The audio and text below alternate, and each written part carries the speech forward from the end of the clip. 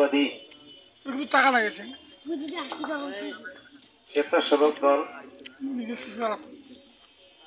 বড়খোতা union শাখা কর্তৃক আয়োজিত আজকের এই স্বল্প মূল্যে একটি অসহায় রোগী চিকিৎসার জন্য সহযোগিতার হাত বাড়িয়ে দিয়েছে, সেই উপলক্ষে বড়খোতা ইউনিয়ন বিএনপির প্রধান পৃষ্ঠপোষকতায় বড়খোতা ইউনিয়ন স্বেচ্ছাসেবক দল এই উদ্যোগটি গ্রহণ করেছেন এবং এই আজকের এই অনুষ্ঠানের যিনি প্রধান আয়োজক বড়খোতা ইউনিয়ন স্বেচ্ছাসেবক দলের সভাপতি আমার স্নেহস্ফূর্ত ছোট ভাই বাবু, বড়খোতা ইউনিয়ন বিএনপির সম্মানিত আহ্বায়ক আমাদের মাঝে উপস্থিত আছেন এবং উপস্থিত আছেন সদস্য সচিব মিঠু ভাই সহ সকল নেতৃবৃন্দ এবং সামনে উপস্থিত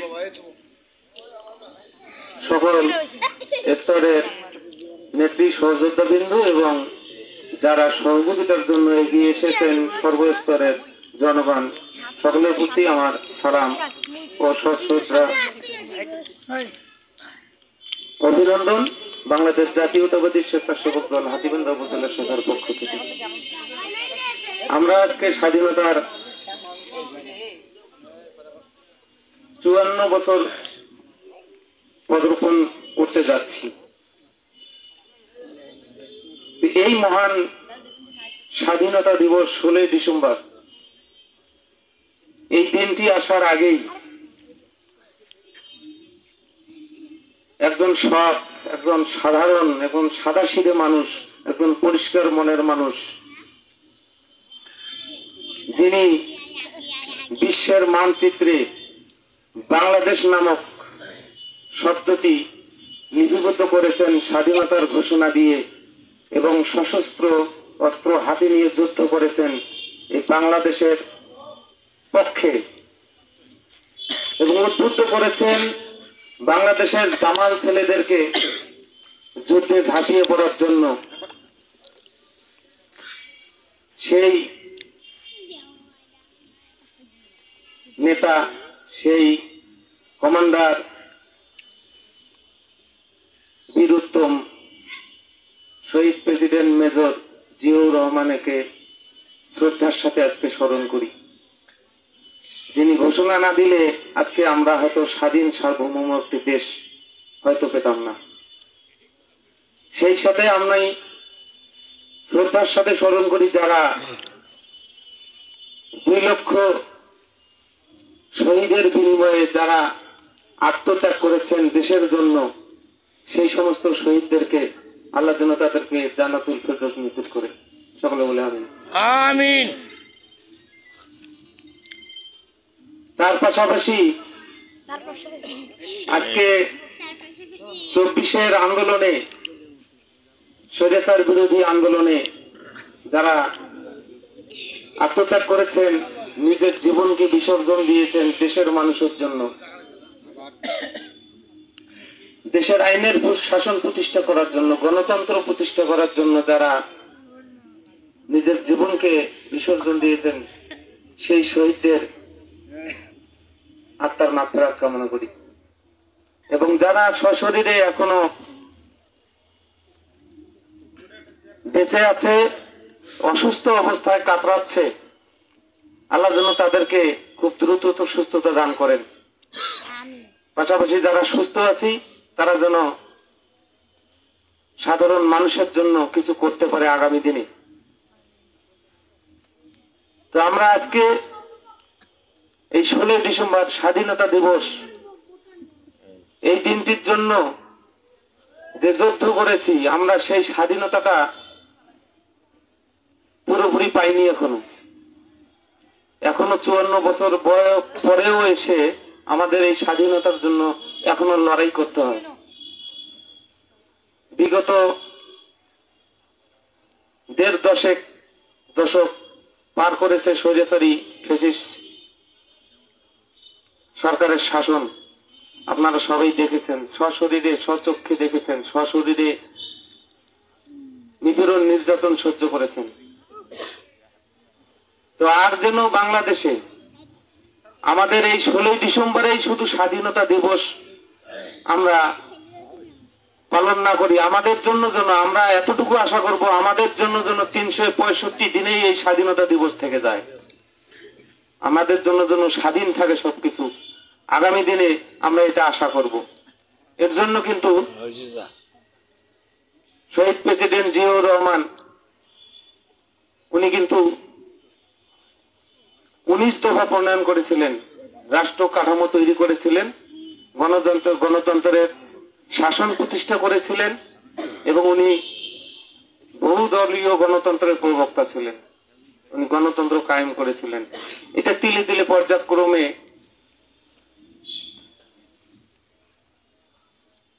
এই স্বৈরাচারী কায়দা এটাকে নষ্ট করা হয়েছে। আবার এটা নতুন করে রাষ্ট্র কাঠামো মেরামতের জন্য সেই শহীদ প্রেসিডেন্ট জিয়াউর রহমানের সুযোগ্য উত্তরসূরি বিএনপির ভারপ্রাপ্ত চেয়ারম্যান তারেক রহমান সাহেব 31 দফা প্রণয়ন করেছেন। 31 দফা প্রণয়ন করেছেন। একটা বৈষম্য বিরোধী দেশ, একটা মানবিক সাম্য, মানবিক সমাজ বিনির্মাণ করতে চেয়েছেন। আমরা কিন্তু এই মানবিক সমাজ যে উনি নির্মাণ করতে চেয়েছেন, আমরা যে আজকে এখানে বসে আছি, এটাই কিন্তু মানবিক সমাজের একটা দৃষ্টান্ত চিত্র। আমরা যদি আজকে একটা অসহায় মানুষকে আমরা সাহায্য করব, আমরা বিভিন্ন ভাবে সাহায্য করতে পারি। একটা কিডনি রোগী, ওনার চিকিৎসা হবে, সুচিকিৎসার জন্য আমরা বিভিন্ন ভাবে সাহায্য করতে পারি। এটাই মানবিক, এটাই মানবতা। এই মানবতার হাত যে আপনারা বাড়িয়ে দিয়েছেন, এই মানবতার যে দৃষ্টান্ত আপনারা আজকে দেখিয়েছেন, এটার জন্য চলমান থাকে। শহীদ প্রেসিডেন্ট জিয়াউর রহমান যেমন মানুষের জন্য কাজ করেছেন, ওনার পরিবারের ওনার সহধর্মিনী বেগম খালেদা জিয়া, দেশনেত্রী, গণতন্ত্রের মা, উনি যেমন দেশের জন্য কাজ করেছেন, ওনার ছেলে তারেক রহমানও দেশের জন্য কাজ করবে, এটার জন্য 31 দফা প্রণয়ন করেছেন। আপনারা হয়তো অনেকজন টিভিতে, হয়তো মোবাইলে, এখন তো সবখানে অ্যান্ড্রয়েড ফোন পাওয়া যায়, তো মোবাইলে হয়তো আপনারা দেখেছেন 31 দফা প্রণয়ন করেছেন। হয়তো আপনাদের কিছুদিনের মধ্যে হয়তো দেখা যাবে আপনাদের দ্বারে দ্বারে, আমাদের যারা দায়িত্বশীল আছেন, আমাদের নেতৃবৃন্দ আছেন, আপনাদের দ্বারে দ্বারে এই 31 দফা নিয়ে যাবে। বিশেষ করে আজকে যে আমরা এই বাংলাদেশের মতো সুজলা সুফলা একটা দেশে, আমাদের উর্বর জমি, উর্বর মাটি, যে মাটিতে বীজ রোপণ না করলেও গাছ উঠে ফসল হয়, হয় কি না? গাছ থেকে একটা চারা, একটা বীজ পড়ে, সেই বীজটা থেকে না রোপণ করলে কিন্তু আপনা আপনি চারা হয়, গাছ হয়। এত সুন্দর আমাদের জমি, এখানে আমাদের অভাব থাকার কথা না।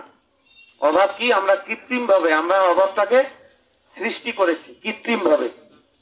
এটা প্রথমত হলো আমরা কৃষককে অবহেলা করেছি। কৃষকের ন্যায্য অধিকার, কৃষকের ঘামের মূল্য আমরা দিতে পারিনি, কৃষকের অর্থের মূল্য আমরা দিতে পারিনি, কৃষকের কষ্টের মূল্য আমরা দিতে পারিনি, কৃষকের সময়ের মূল্য আমরা দিতে পারিনি। লাভবান হয়েছে যারা সিন্ডিকেট করেছে, সরকারি পৃষ্ঠপোষকতায় যারা সিন্ডিকেট করেছে, তারা লাভবান হয়েছে, ধ্বংস হয়েছে কৃষকরা। তো আমরা আগামী দিনে এতটুকু আশা করব যে বাংলাদেশের কৃষক, বাংলাদেশের শান্তিকামী মানুষ, বাংলাদেশের গণতান্ত্রিকামী মানুষ সবাইকে সাথে নিয়ে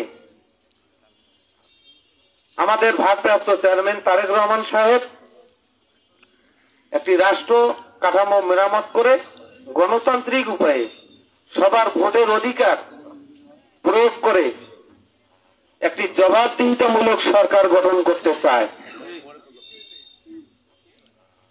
আপনাদেরকে সাথে নিয়ে একটি জবাবদিহিতামূলক সরকার উনি গঠন করতে চায়, যে সরকারটা জবাবদিহিতে থাকবে, কৃষকের জবাব দিতে হবে, চাকরিজীবীকে জবাব দিতে হবে, জবাব দিতে কমিশন থাকবে।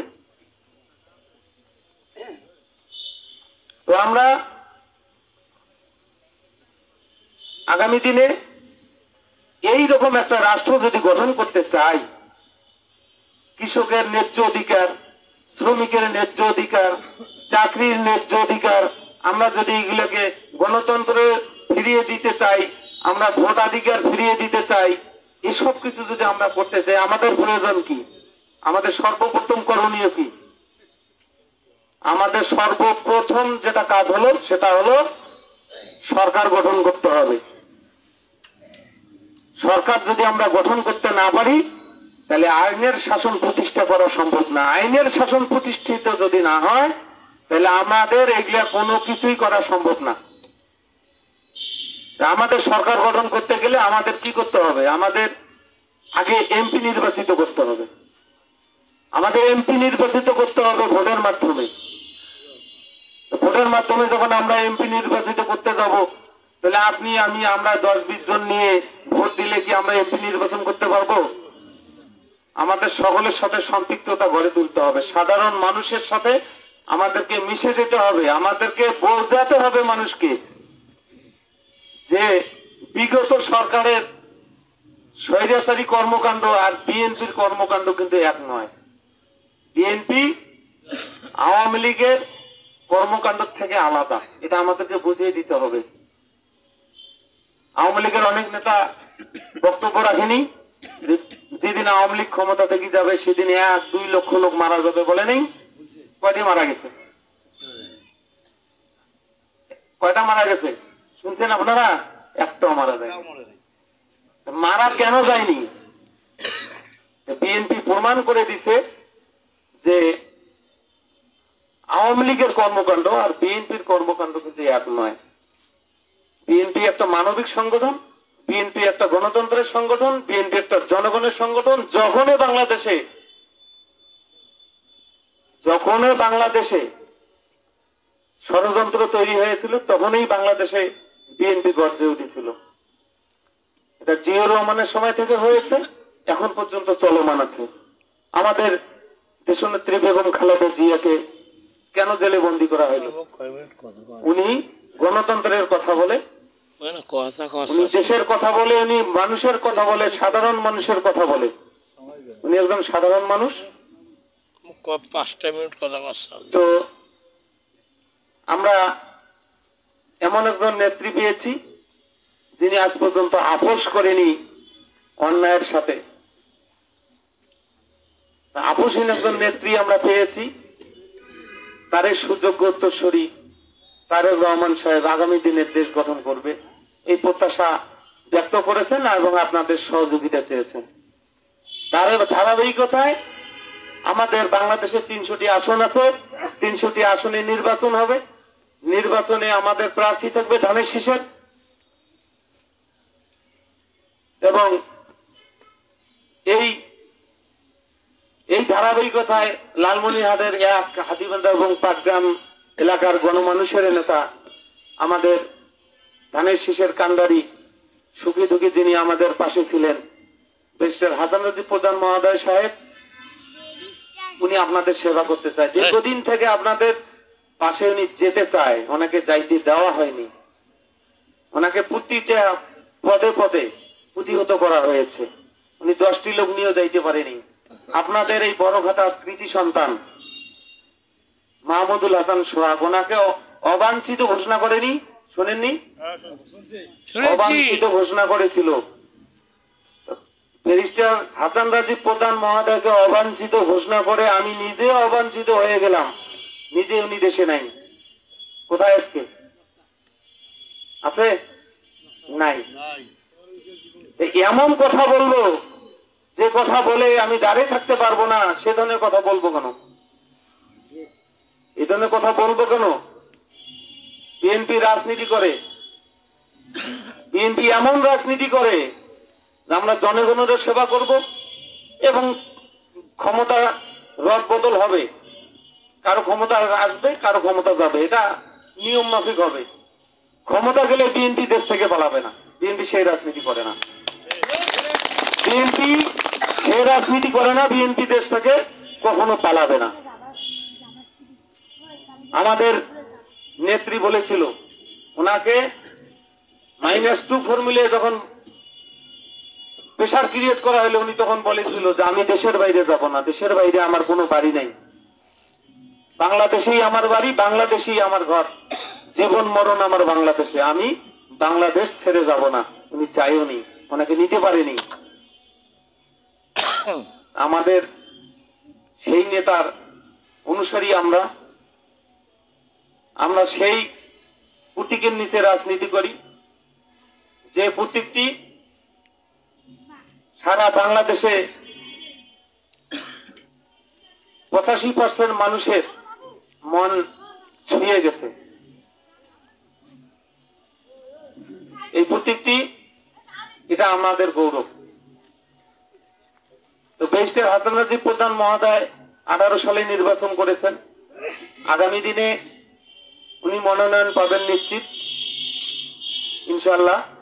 তো আমরা ওনার যদি ভোট না করি, আমরা যদি জনগণকে উদ্বুদ্ধ না করি, আমরা যদি জনগণের দ্বারে দ্বারে না যাই, আমাদের প্রতিটা মানুষকে, আমাদের প্রতিটা কর্মীকে, আমাদের প্রতিটা জনগণকে একটা করে ব্যারিস্টার হতে হবে। যদি আমরা একজন ব্যারিস্টার হয়ে কাজ করতে পারি, ওনাকে নির্বাচিত করলে আমাদের এই অবহেলিত এলাকার উন্নয়ন করা সম্ভব। দীর্ঘদিন থেকে আমাদের হাতিবান্ধা পাটগ্রামে 2 জন এমপি ছিলেন। আজ পর্যন্ত আপনারা লক্ষ্য করেছেন ওনারা কোনো দৃশ্যমান উন্নয়ন করেছে? চোখে দেখা যায় একটা মিল ইন্ডাস্ট্রিজ, একটা কলকারখানা, কোনো কিছু করেছে?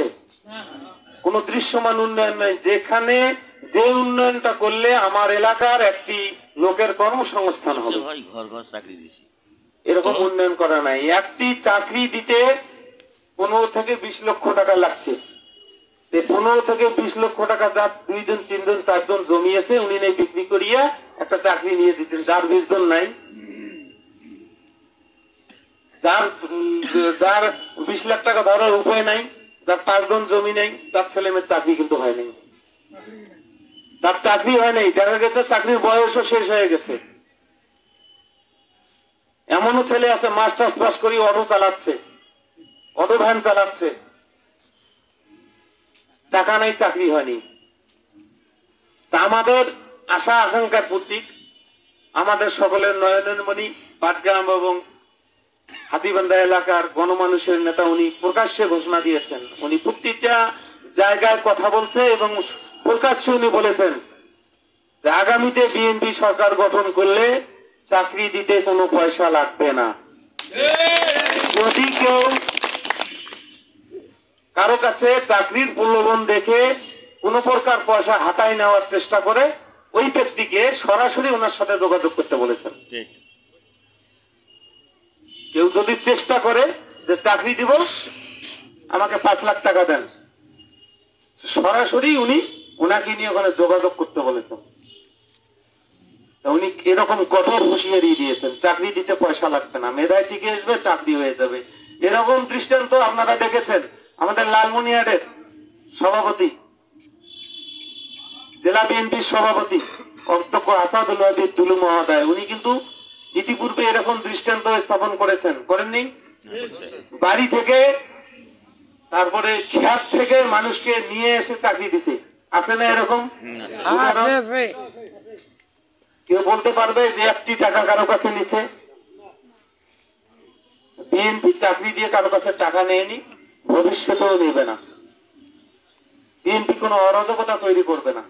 তো আমাদের এলাকার উন্নয়ন করতে গেলে আমাদের এলাকার মানুষের, আমার উপকার না হবে, আমার এলাকার একজন মানুষের উপকার হবে তো, আমার ভাইয়ের হবে তো, আমার চাচার হবে তো, আমার ভাইস্তের হবে তো, না হবে এলাকার একজন মানুষের উপকার হবে তো।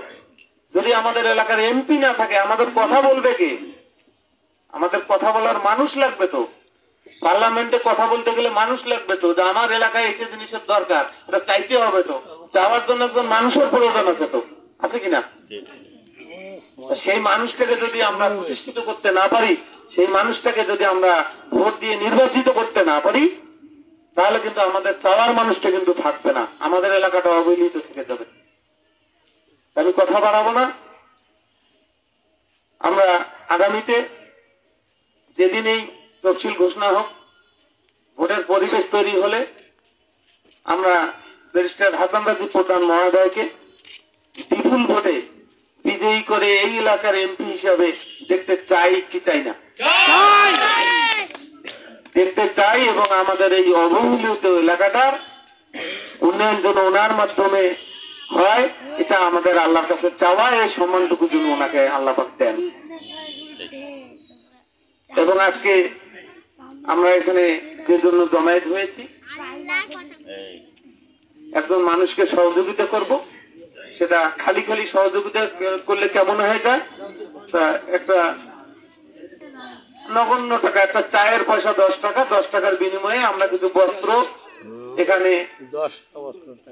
এখানে বিক্রি নয়, এটা বিক্রি বললে ভুল হবে, আমরা এই 10 টাকার বিনিময়ে একটি বস্ত্র দেব একজন কিডনি রোগীকে সহযোগিতা করার জন্য। সেটা আপনারা যদি 10 টাকার জিনিস যদি আপনারা 10 টাকা না দিয়ে 50 টাকা দিয়ে নেন, 100 টাকা দিয়ে নেন, 200 টাকা দিয়ে নেন, বা না নেন এমনিতেই যদি পেয়েছে আমি 500 টাকা দিলাম, 200 টাকা দিলাম, 5 টাকা দিলাম, 10 টাকা দিলাম, আপনারা দিতে পারেন। কোনো না কোনো ভাবে একজন মানুষকে আমাদেরকে সহযোগিতা করতে হবে, এবং সহযোগিতার হাত সবাই বাড়িয়ে দিবেন, এবং মানবিক সমাজ আমরা গঠন করব আগামীতে। এই প্রত্যাশা রেখে আজকের কথা এখানেই শেষ করছি। বাংলাদেশ জিন্দাবাদ, বাংলাদেশ জাতীয়তাবাদী দল জিন্দাবাদ, বাংলাদেশ জাতীয়তাবাদী স্বেচ্ছাসেবক দল জিন্দাবাদ। শহীদ প্রেসিডেন্ট রাষ্ট্রপতি বীর উত্তম জিয়াউর রহমান অমর হোক, আবশ্যের নেত্রী বেগম খালেদা জিয়া জিন্দাবাদ, আগামী রাষ্ট্রনায়ক তারেক রহমান জিন্দাবাদ, আমাদের উত্তর অঞ্চলের লৌহ মানব অধ্যক্ষ আসাদুল ভাই জিন্দাবাদ, হাতিবান্ধা এবং পাটগ্রাম এলাকার গণমানুষের নেতা ব্যারিস্টার হাসান রাজীব প্রধান মহোদয় জিন্দাবাদ। সকলকে ধন্যবাদ। আসসালামু আলাইকুম।